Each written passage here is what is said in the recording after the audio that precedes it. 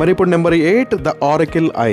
మనం ఎవరితో అయినా మాట్లాడుతున్నప్పుడు మన చూపులు పదే పదే వేరే వైపు తిప్పుతుంటే మనం ఏదో దాస్తున్నామని లేదా మనకు కాన్ఫిడెన్స్ లేదని ఎదుటివారు అనుకుంటారు.